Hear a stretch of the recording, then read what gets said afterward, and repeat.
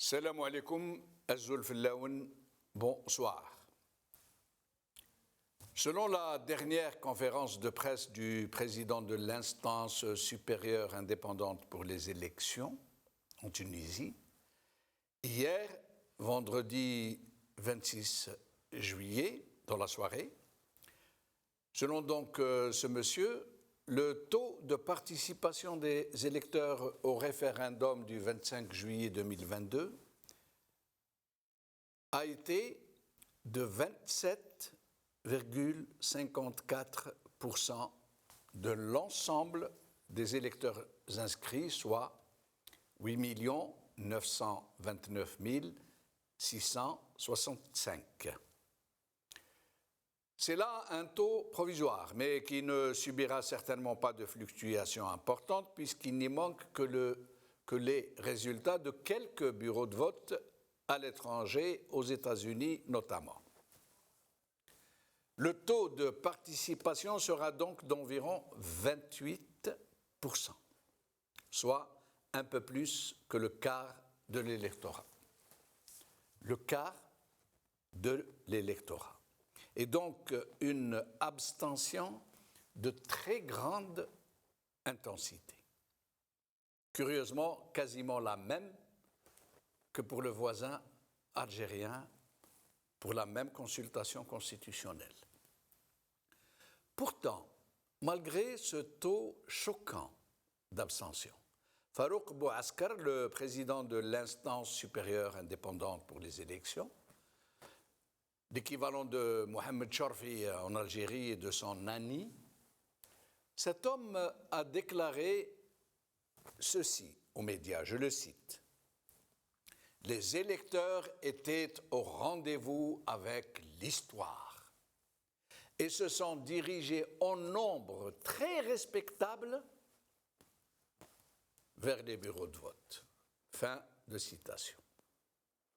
Encore pire, tous les proches du président et ses partisans jubilent littéralement, se félicitant de cette grande victoire, disent-ils, du peuple tunisien et de leur président, affirmant haut et fort que ce taux de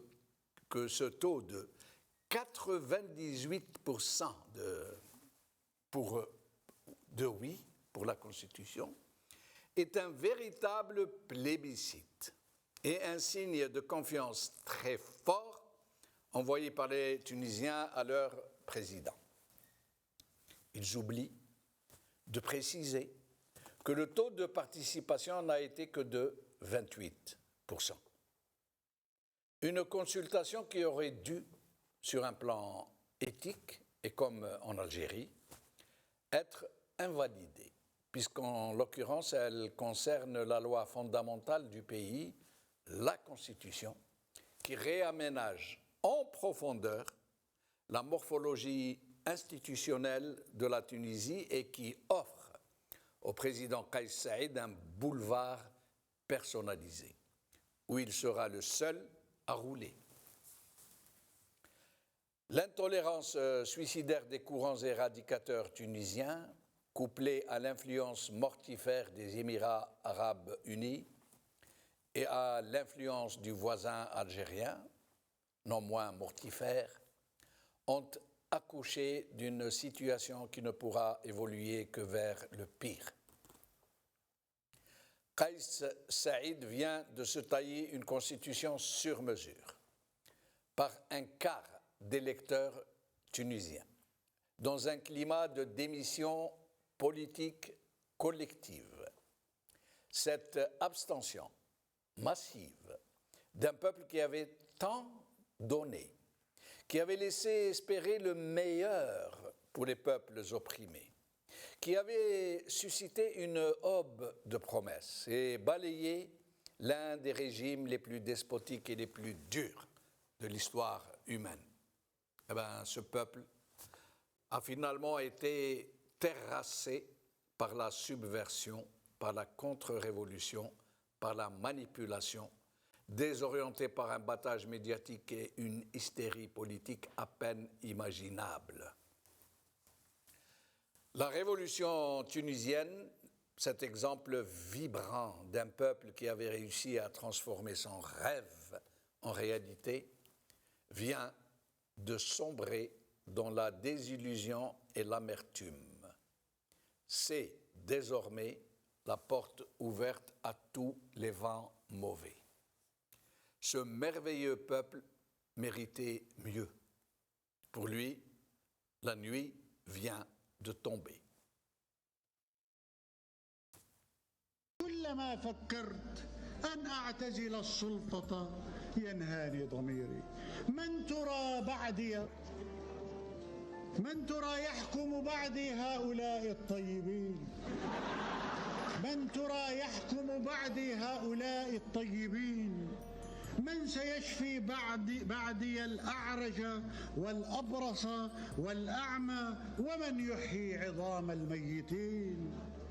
من ترى يخرج من معطفه ضوء القمر؟ من ترى يرسل للناس المطر؟ من ترى يجلدهم 90 جلة؟ من ترى يصلبهم فوق الشجر؟ من ترى يرغمهم أن يعيشوا كالبقر ويموتوا كالبقر؟ كلما فكرت أن أتركهم فاضت دموعي كغمامة، وتوكلت على الله وقررت بأن أركب الشعب من الآن إلى يوم القيامة. أيها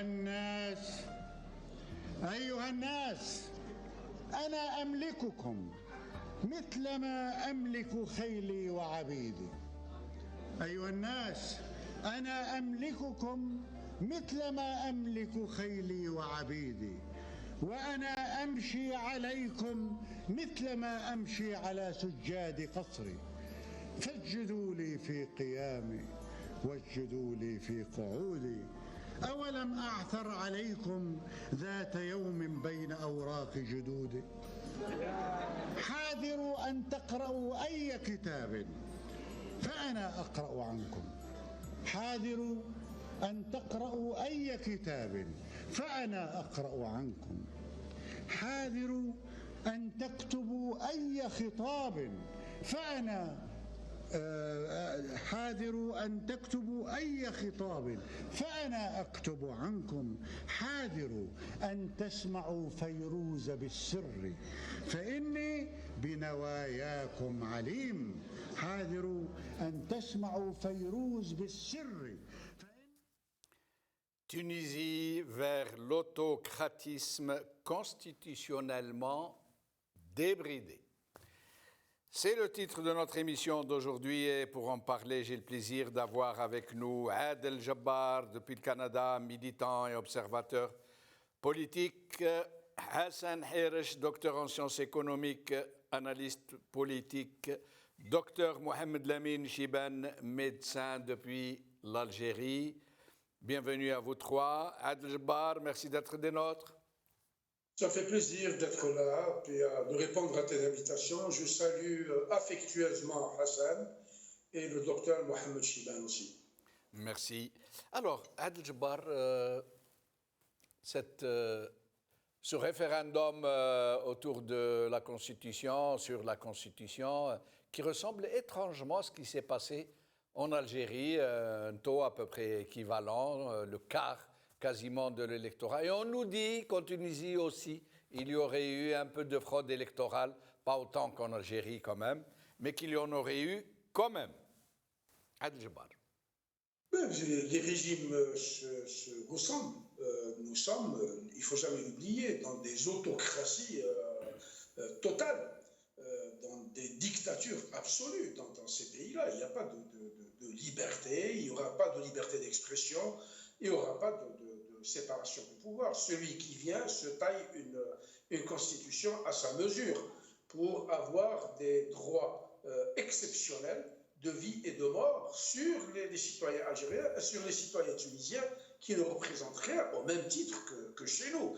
La Tunisie aussi a eu et aura toujours son état profond, incarné par le ministère de l'Intérieur, comme le Dakhiliya, comme l'appellent les Tunisiens. Donc, moi, personnellement, je ne suis pas surpris. Ça me renvoie au déchirement qu'il y a eu après la constitution de 2014 en Tunisie. La Tunisie a eu la chance d'avoir une gouvernance à trois têtes, mais complètement indépendante. Il y avait un président qui était élu, qui incarne la véritable démocratie, la modernité, la citoyenneté, en l'occurrence le docteur Mossi Majougui. Il y avait un parti politique qui était majoritaire et qui s'est accaparé l'Assemblée nationale. Et puis il y avait un gouvernement qui était issu de la majorité parlementaire pour diriger le pays. Et les trois pouvoirs étaient extrêmement cohérents. Malheureusement, suite aux élections qui sont venues juste après le Merzougui, les gens de la Nahda, pour des cités, ont tourné le dos aux accords tripartites qu'ils ont eus dans le cadre de la première constitution. Ils ont soutenu le retour d'un fossile, en l'occurrence Khaït Sibsi, qui était un pivot du pouvoir tyrannique de Ben Ali. Et puis le tour a été joué. Il ne faut pas oublier qu'en Tunisie, il y a une société civile qui est extrêmement importante. Elle est très puissante. Ils ont une oligarchie urbaine et une bourgeoisie urbaine qui est extrêmement puissante sur le plan politique, administratif et économique. Ce n'est pas les bourgeois que nous avons en Algérie, c'est-à-dire des parvenus. Une bourgeoisie, t'as ça. Les beignets, tous les bennes, c'est des gens qui ont horreur de l'islamisme, qui ont horreur de la tradition. C'est des gens qui sont extrêmement ouverts, aérés, modernes, entre guillemets, et qui voient avec des yeux extrêmement doux, juste en face, en Italie, d'où viendrait la civilisation, ou la France et Paris. Donc, c'est des gens qui sont fâcheusement contre les gens du Sahel, comme on les appelle, les gens de Sousse, les gens de Tunis. La bourgeoisie tunisoise sont extrêmement hostiles au peuple de l'intérieur du pays, le sud, Jindouban. Donc, ils les méprisent, ils ont un mauvais regard sur cette population de plébéiens, sur cette plèbe tunisienne.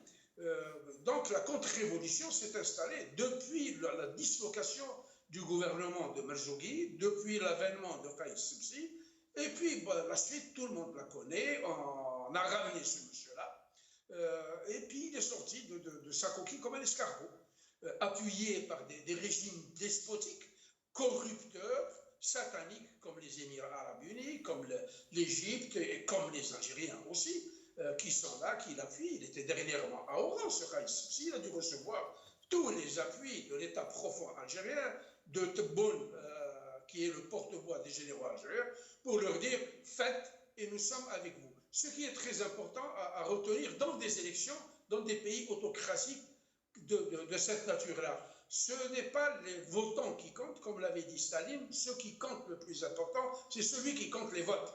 Et puis, il y a le déni qu'on fait et le mépris qu'on a pour ces peuples à qui on refuse d'accéder à la citoyenneté. Vous disiez qu'il y avait 27 ou 28% de votants, mais on ose, toute honte bue, proclamer qu'il y a eu une majorité de 98%. C'est exactement le même Adenda que Tebboune, à qui on avait dit qu'il y a quelques votants. Il a dit, ça ne m'intéresse pas. Ce qui m'intéresse, c'est ceux qui ont voté, c'est-à-dire la clientèle, la parentèle du régime, c'est-à-dire les servants du régime. Donc le peuple tunisien ne représente rien pour cette oligarchie bourgeoise et pour cette... Très bien, très bien. Voilà. Alors Hassan Hirish, merci donc d'avoir accepté notre invitation. Alors, votre avis sur ce qui vient de se passer en Tunisie? D'abord, merci à vous, M. Bouchinouf, et je salue Adil Djebbar et Mohamed Elamine. Ça me fait plaisir qu'ils soient sur votre plateau pour échanger.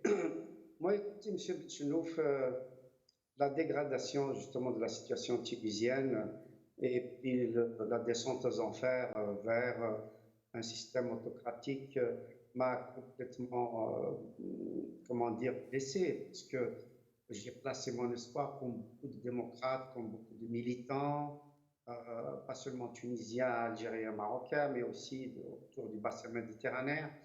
Donc, on a placé beaucoup d'espoir dans ce petit pays qui allait servir d'exemple.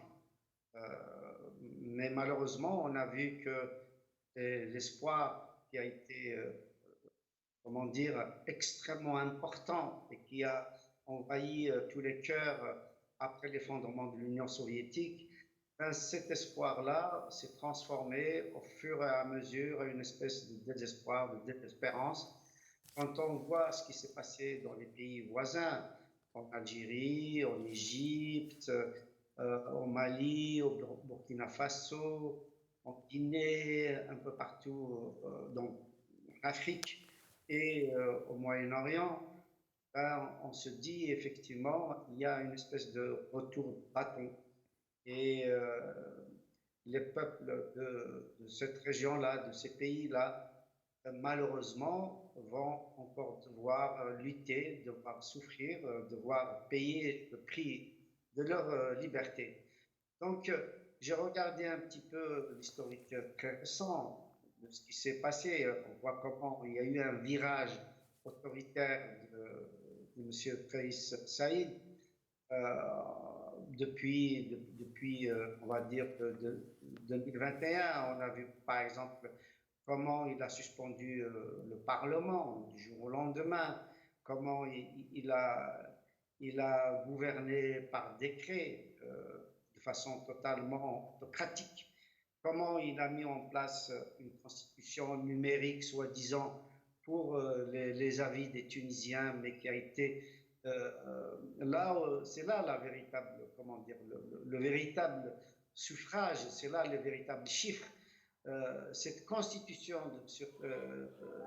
de Saïd Kaïs, elle n'a retenu qu'un peu plus de 500 000 voix, c'est-à-dire à peine un demi-million d'avis des Tunisiens, ce qui veut dire qu'elle a été rejetée d'emblée, que personne n'en voulait. Vous parlez, pardon Hassan, je n'ai pas... savait que ça allait être une mascarade, Hassan, pardon, je n'ai pas très bien compris.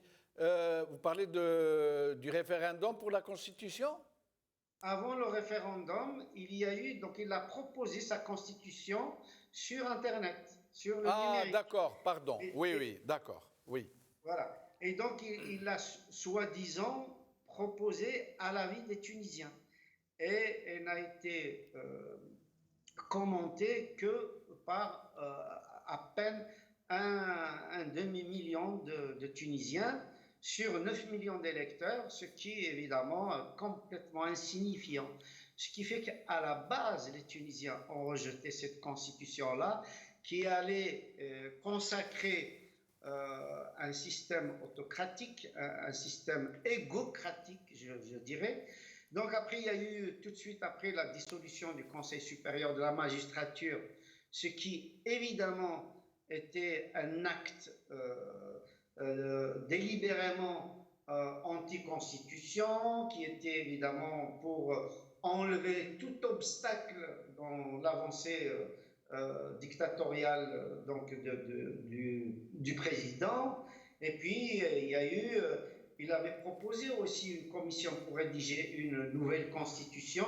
Il avait proposé donc à l'équipe de Sadr Belaïd, lequel Sadr Belaïd a dénoncé justement le nouveau texte, le dernier texte, dans la mesure où il ne correspondait pas du tout à celui qui a été proposé par sa commission. Donc on voit qu'il y a eu une série comme ça d'événements qui ont fait qu'on est arrivé à une constitution totalement présidentialiste qui consacre l'autocratie, qui consacre évidemment le pouvoir d'un seul homme. Et là, avec maintenant ces résultats que vous avez soulignés, qui donc n'a recueilli que 28% de l'électorat, et ce qui veut dire tout simplement, comme vous l'avez souligné, dans la mesure où c'est 92%, je crois, 95% donc des 28%, ce qui représente exactement un quart des voix donc de l'électorat tunisien.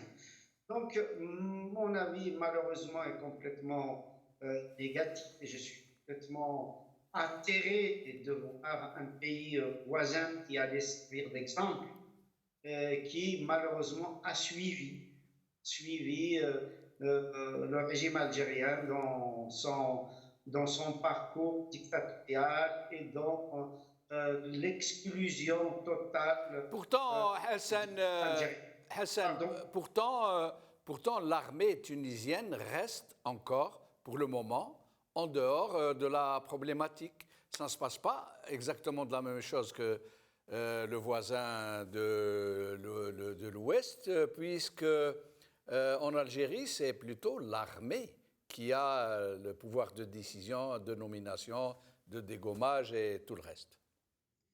Vous avez raison, mais ceci dit, vous avez bien vu que lorsqu'il y a eu des manifestations contre la Constitution, contre la présentation, le vote pour la Constitution, donc avant le 25 juillet, ces manifestations-là ont été durement réprimées, certes par la police, mais on a vu que contrairement à la fin du pouvoir de Ben Ali, l'armée était intervenue justement pour arrêter cette répression-là, et là, l'armée est restée dans le silence, et donc elle a laissé faire, et on aboutit à une situation où on ne sait pas trop quel est son rôle. Très bien. Nous allons revenir, Hassan, sur certains détails, mais avant, je voudrais qu'on écoute M. Kais Saïd, le président tunisien. سيسترجع إن شاء الله الشعب ثرواته ومن أجرم في حق الشعب التونسي لابد أن يدفع الثمن طبق القانون ولن نترك أي مليم لمن سطى عليه لأنه أخذها من جيوب هذه الأموال أخذها من جيوب الفقراء والبؤساء. سنواصل معا إن شاء الله بفضل هذه الإرادة الصلبة والعزيمة التي لا تلين. سنواصل بناء تونس حتى تعود تونس كما كانت وأفضل مما كانت. Mohamed Lamine Chiban, merci d'être avec nous. C'est à moi de vous remercier. Et Jamel, vous m'entendez bien? Très bien, vous entendez très bien. Ah, c'est parfait. Alors, je vous salue à travers vous, toute l'équipe del Magharibiya Al-Habiba. Merci. Je salue M. Hassan Hirsch et beaucoup d'estime pour le respectable Adel Jabbar. Merci. Et je voudrais saluer tous ceux qui nous suivent, min al-Ahrari wa al-Shurafa'i, ceux qui aspirent à la liberté, à la dignité et à la justice. Merci. Je voudrais commencer, si jamais avant que vous commenciez, si je peux me permettre, docteur, je viens de passer M. Kais Saïd, il a commis un lapsus ô combien révélateur et qui fait peur quelque part. Il a dit Hatta tarja Tunis kama kanat. Ça veut dire il est dans une dynamique qui tend à refaire la Tunisie comme elle était donc du temps de Ben Ali. Ou alors est-ce qu'il voulait dire autre chose selon vous? Et je vous laisse vous exprimer sur la question selon l'angle qui vous semble le plus adapté. Tfaddal. Wallahi, c'est un disciple maintenant de Ben Ali et de Bourguiba. C'est le retour du bourguibisme. C'est le retour du régime autoritaire. Parce que vous savez, alors je voudrais juste avant vous dire une citation de Montesquieu. Il n'y a point de plus cruelle tyrannie que celle que l'on exerce à l'ombre des lois avec les couleurs de la justice. Oui. Lui qui se dit juriste, mais malheureusement, il a bafoué la démocratie. Je voudrais citer le président Monsef El Marzouki, le président, le docteur Monsef El-Marzouki, que je salue au passage, alors il dit هيبة الدولة لا تعني ربطة عنق أنيقة لا تكون كرافات يعني وعصا يضرب بها الشعب هيبة الدولة أن الجميع سواسية أمام القانون. Beaucoup de respect pour Dr Monsef Marzouki. Malheureusement, il assiste, c'était une révolution, la révolution du jasmin de 2011 à 2013 et 2014. Et puis on va, ça y est, c'est la chute, c'est le revers de la médaille. Est-ce que vous savez que durant Monsef El-Marzouki, ils ont fait un classement sur 200 pays dans le monde. La Tunisie était classée 21e parmi les pays démocratiques. 21e sur 200. Il y avait 80 pseudo-démocrates والآخرين هم ما نهضروش عليهم خلاص. Il faut bannir حكم الفردي أخي جمال الدين. Et la Tunisie, ثورة تونس, ثورة le jasmin, la révolution du jasmin. ثورة التوانسة أعطت effectivement نفسا لكل الشعوب.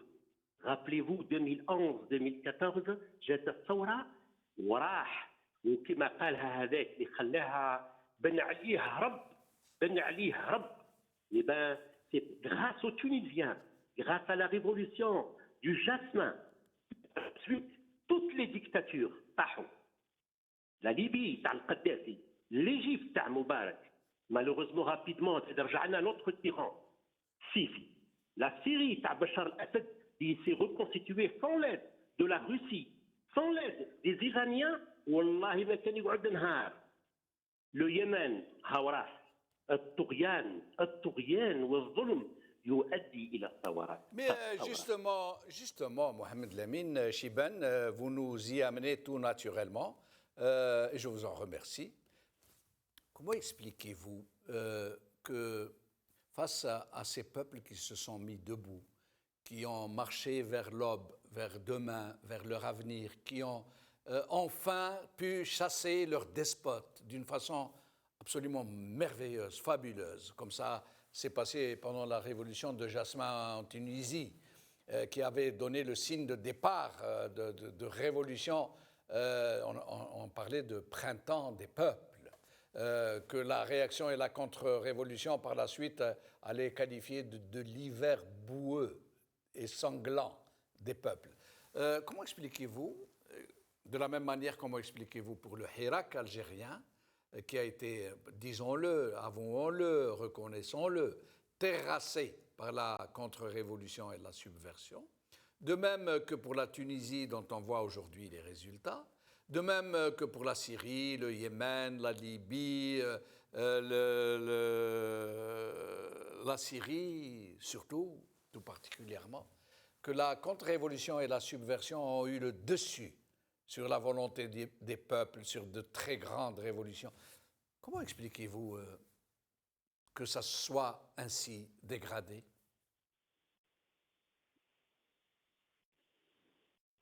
Mohamed Lamine Chibane? Oui, Jamal Eddine, vous savez, cette contre-révolution, elle n'aurait pas eu lieu s'il n'y avait pas la bénédiction de la France, s'il n'y avait pas la bénédiction de l'Égypte et des Émirats. Et s'il n'y avait pas la bénédiction de d'autres pays qui sont allergiques à la démocratie et qui ont peur justement de la contagion démocratique.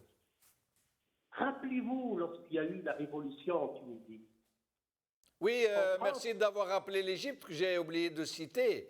La révolution égyptienne qui a réussi à chasser Moubarak, et on sait comment ça s'est passé par la suite, comment un président élu a été assassiné, comment ses enfants ont été assassinés, comment toute sa famille a été broyée, dans l'indifférence quasi générale. Comment en Égypte, des dizaines de milliers de révolutionnaires ont été broyés, massacrés, mis en prison, et je passe. Avec le silence de l'Occident. Oui, en effet. Avec la complicité de l'Occident. Et bien sûr d'Israël, du régime sioniste. Ils refusent la démocratie. Les deux seuls présidents élus démocratiquement dans le monde arabe, c'était Monsef El-Marzouki, Rabbi Yahfadou, et le docteur Morsi, Allah yarhamou yustadi. Les deux présidents élus démocratiquement, en dehors de Tayyip Erdogan en Turquie, mais là, ce n'est pas un pays arabe, c'est un pays musulman. Et l'Indonésie, Malaisie, Singapour, c'est une musulmane qui est à la tête de Singapour. Mais autrement, tous les autres pays, c'est des dictateurs. Et ils craignent la contagion. Ils craignent la contagion. Alors c'était après une transition vraiment démocratique sous Monsper Merzougi, nous assistons malheureusement à un retour du pouvoir autoritaire et le pouvoir ultra-policier de Knarjao. Mais sans oublier, mon ami Jamal Eddin, comme le dit Frédéric Douglas, la liberté n'a aucun sens lorsque le droit d'exprimer ses pensées, ses opinions n'existe plus. Ce droit, parmi tous les droits, est la hantise des tyrans. La hantise des tyrans, c'est le droit qui attaque en premier, car ils connaissent son pouvoir. Donc, Jamal Eddin, si vous permettez, من لم يقبل بقول الحق ابتلاه الله بقول الباطل. Restez avec nous, Mohamed Lamine Chibane. Adel Jabbar, voilà, donc référendum sur la Constitution, même pas le quart ou à peu près le quart de la population en fraude, y compris des électeurs, pardon, et les partisans de ce président trouvent que c'est un véritable plébiscite. Ils se félicitent, ils jubilent.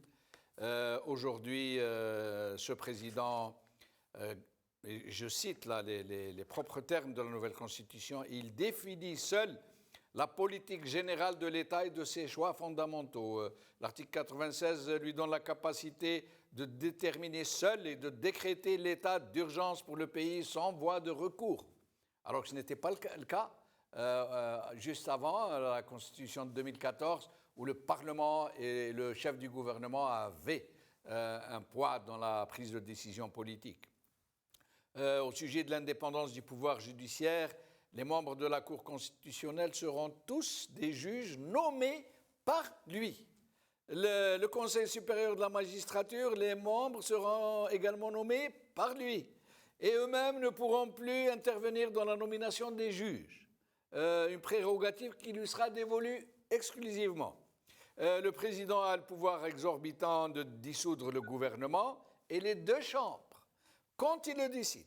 Et il ne peut, en retour, être destitué par une quelconque assemblée ni institution.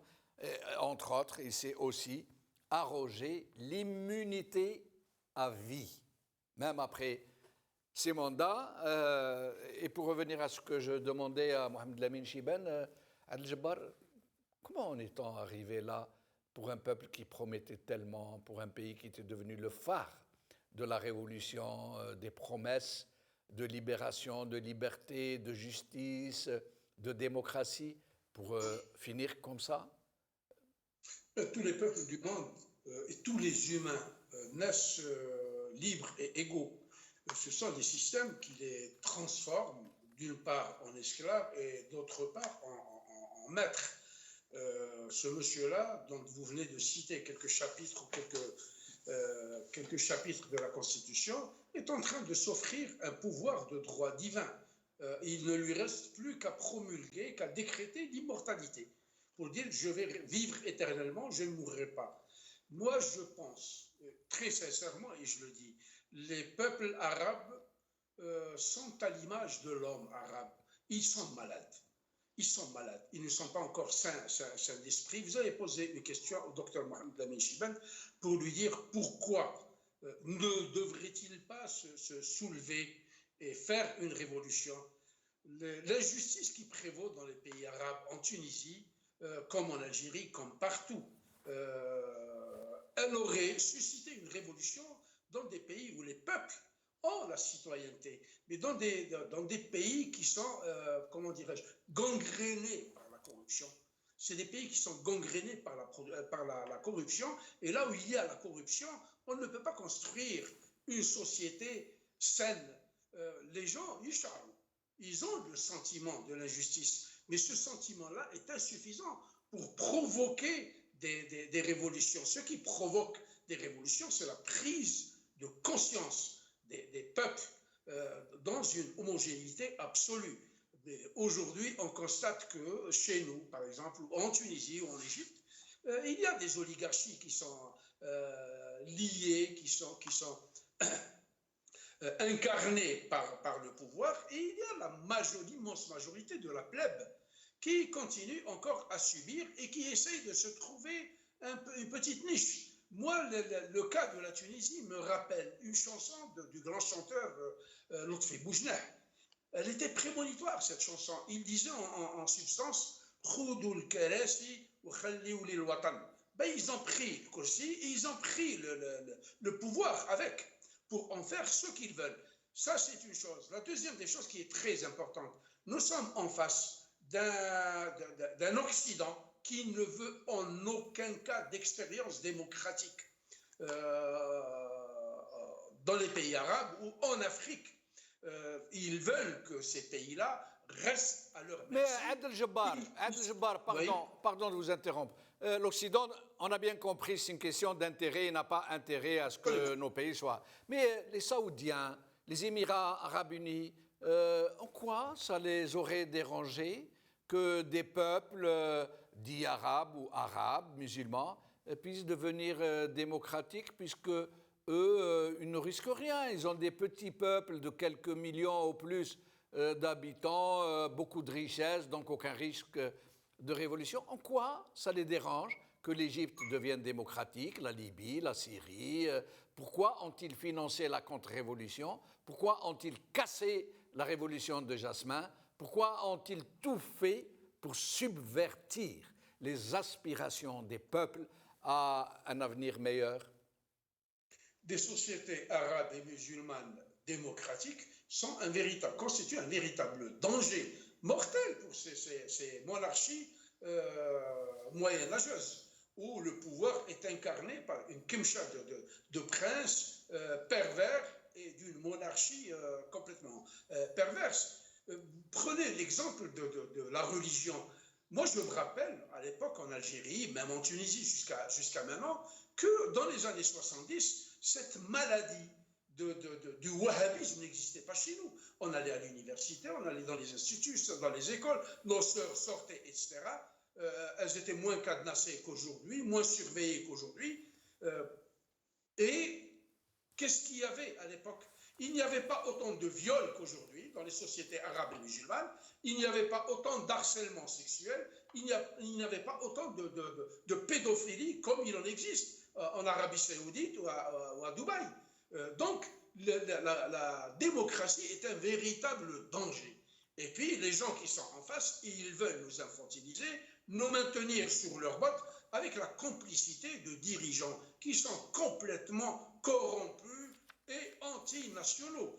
Donc, les gens qui gouvernent en Tunisie ou en Égypte, on a vu comment le Sisi est reçu comme un demi-dieu, et on l'embrasse sur les deux joues. On a vu comment le prince de Dubaï se faisait embrasser sur les deux joues. C'est les intérêts qui prévalent. Et aujourd'hui, ces gens-là, qui n'ont de nationalistes que le nom, incarnent les intérêts étrangers. C'est pour ça qu'ils passent tout leur temps à demander l'appui des puissances étrangères pour obtenir leur légitimité afin d'écraser les peuples de la région. Un Maghreb uni démocratique constituera une force qui va s'opposer de façon très, très frontale aux intérêts de Et restez avec nous, Adel Jabbar.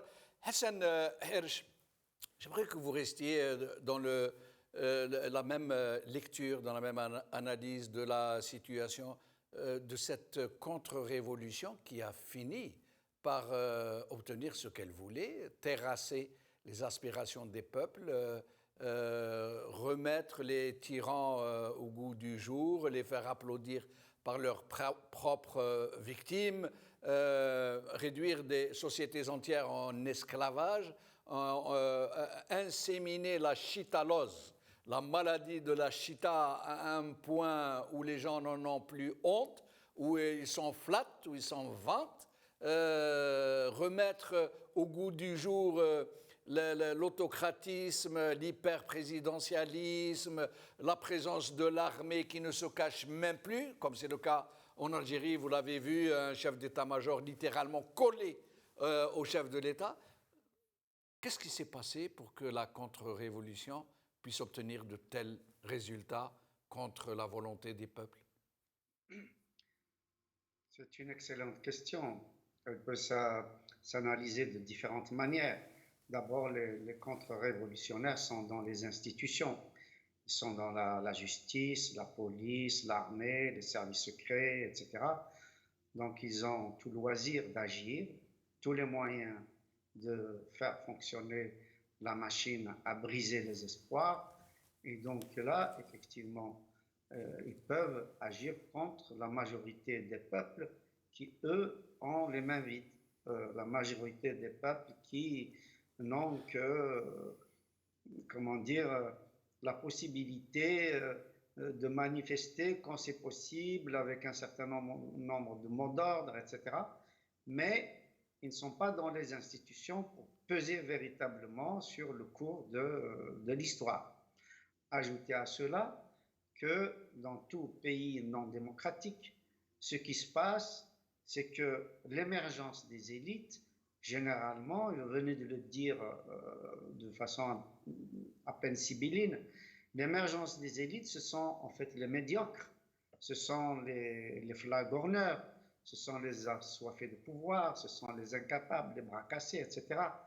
Dès lors qu'il n'y a pas un système de compétition, de mérite, etc., donc ceux qui vont dans les postes d'autorité, ce sont évidemment ceux qui vont au culot, c'est-à-dire ceux qui sont justement dans cette perspective de garder le pouvoir, parce qu'ils savent très bien que dans un système démocratique, ils n'auraient pas leur place. Donc, ajouter à cela, évidemment, et ça a été dit par aussi bien Mohamed Lamine que Adel Djibal que par vous-même, que l'influence des pays du Golfe est extrêmement importante parce que les monarchies du Golfe qui ont énormément d'argent, énormément d'influence, qui achètent nos dirigeants, aussi bien en Tunisie, en Algérie qu'au Maroc et dans d'autres pays, qui achètent littéralement les décideurs. On l'a vu comment Ahmed Yahya, mais il n'est pas le seul évidemment, a avoué comment il a reçu des lingots d'or par dizaines et dizaines. Et donc si lui a reçu des lingots d'or, qu'est-ce qu'il en est des magistrats, qu'est-ce qu'il en est des officiers supérieurs, qu'est-ce qu'il en est des hauts fonctionnaires, ainsi de suite, et dans tous ces pays-là. Et donc, évidemment, quand un pays de cette zone-là se dirige vers un système démocratique, ça leur fait peur. On a vu comment ils ont réagi à Bahreïn, qui jusqu'à aujourd'hui est sous la botte militaire des Saoudiens. On a vu effectivement la volonté du Yémen de se dégager de l'influence saoudienne, là aussi, et qui est maintenant un pays totalement en ruine. On a vu aussi l'ingérence des Émirats et de l'Arabie saoudite en Irak, en Syrie, en Libye, ils empêchent carrément l'émergence d'une solution. On a vu comment ils ont soutenu le coup d'État des Sisi en Égypte. Et on a vu comment ils ont applaudi, évidemment, le virage autoritaire en Algérie. Et on le voit aussi comment ils soutiennent la monarchie despotique au Maroc. Donc, cette configuration géopolitique, malheureusement, a conduit à installer en Tunisie aussi, qui pourtant avait donné beaucoup d'espoir, donc à installer un pouvoir autoritaire et qui, dans la mesure où ils sont dans une difficulté économique, qui donc quémandera de l'aide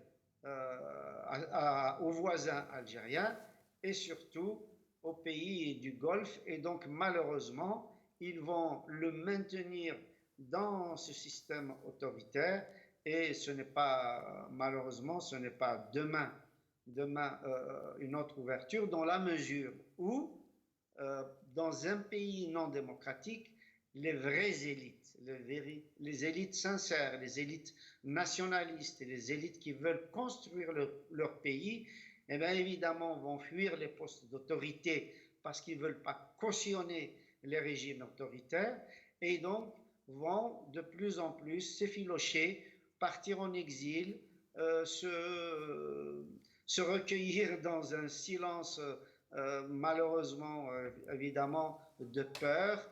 Et ce sera un cercle vicieux où les peuples et les économies regresseront de plus en plus et produiront de plus en plus de malheurs, de sous-développement, donc de harga, y compris de fuite, d'hémorragie des peuples vers l'Eldorado qui est devenu l'Occident dans l'imaginaire des gens. Restez avec nous. Juste pour résumer juste un mot, on est véritablement dans ce que le psychiatre américain Eric Berne décrit dans la reproduction des scénarios. Tout à fait. Mohamed Lamine Chibane, je suis tenté de vous demander de nous donner votre avis sur cette même question de la contre-révolution, de la subversion, qui, de mon modeste avis, même si c'est un peu pessimiste, ont réussi à terrasser les volontés des peuples à s'émanciper de leurs despotes respectifs. جمال الأوطان أولا لا تبنى بالديكتاتورية الأوطان تبنى بالقانون et là ce qui se passe en Tunisie ça s'est déjà passé chez nous nous avons eu العصر الذهبي c'était de 89 à 92 il y avait une récréation mais rapidement fermée par certains généraux. Alors, tout à l'heure, quand j'ai cité cette contre-révolution, la France, les Émirats, le régime, l'État sioniste, mais aussi la complicité des pseudo-démocrates. Comme l'a si bien dit professeur Nourdine Absat, les partis aussi de complaisance. Pardon, comme l'a dit Brahimi aussi, que je salue au passage. Brahimi aussi, dans votre émission, avait parlé des partis de la complaisance. C'est un tout. C'est un tout. Ils ne supportent pas la démocratie parce qu'ils n'ont pas leur place. Bon, rappelez-vous, je vous parle de l'Algérie. Donc, 92, 91, je connais du salut, le Front des forces socialistes. De très loin, j'ai le FLN, avec tout son armada, son argent. Donc, voilà où on est la situation. Et là, John Kennedy, permettez-moi de vous citer, John Kennedy dit à vouloir éteindre les révolutions pacifiques, on rend inévitable les révolutions violentes. La qadar Allah. Et là, voilà, quand on bâillonne la Kennedy. Et Voltaire écoule, je ne suis pas d'accord avec ce que vous dites, comme c'est beau, mais je me battrai jusqu'au bout pour que vous puissiez le dire. Le peuple algérien a besoin de liberté. Tous les peuples arabes aspirent à la liberté.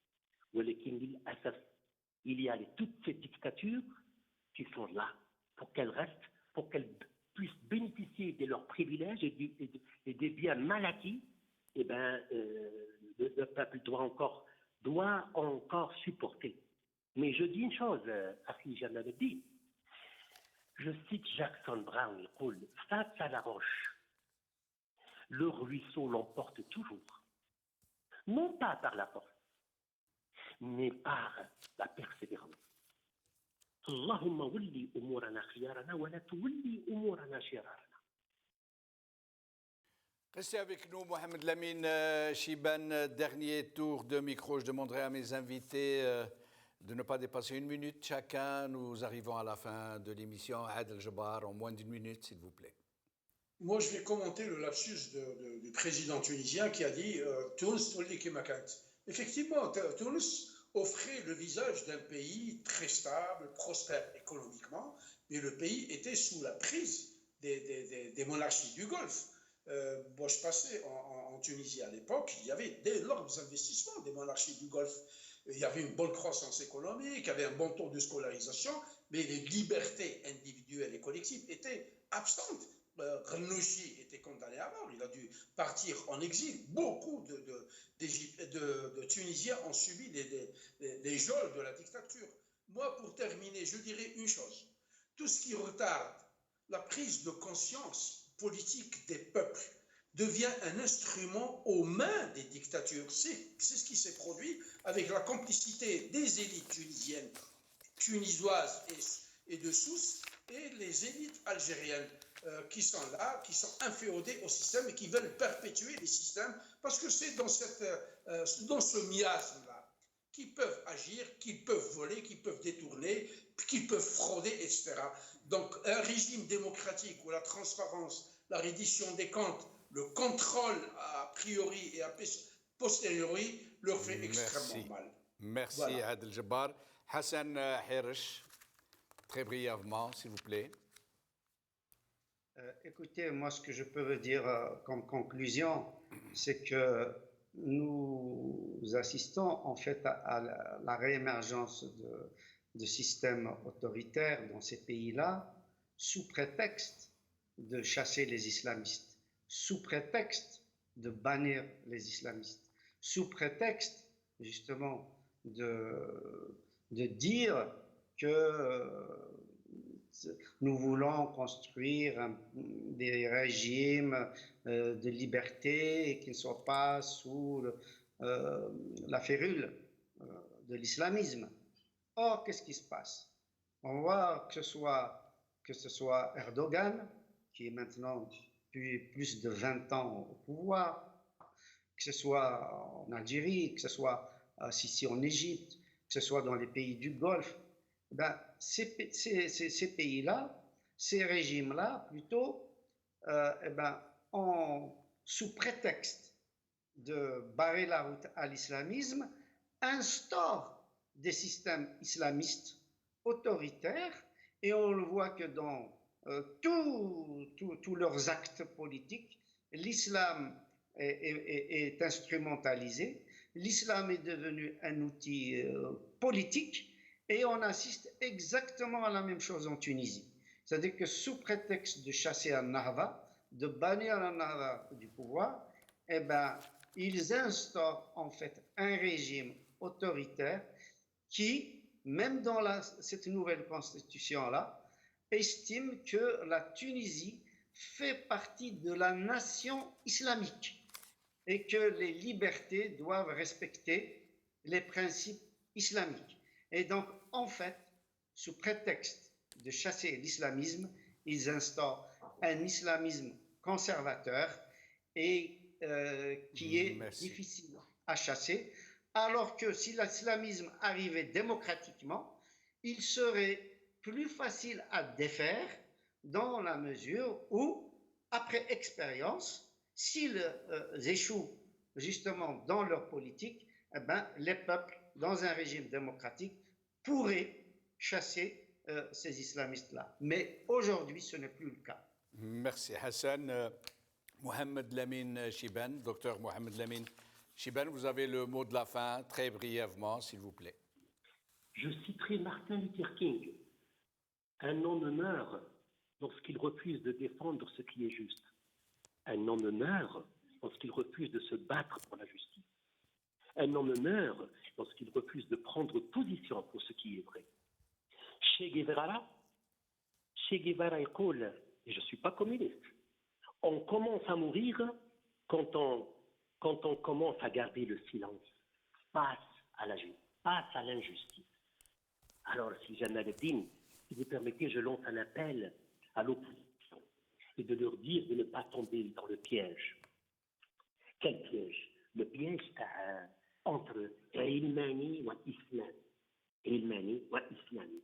Parce que l'Ilmani, il دافع كرهه للإسلاميين يدافع عن الحكم المطلق العسكر والإسلامي كرهه للعلماني يطبل للحاكم صباحا ومساء.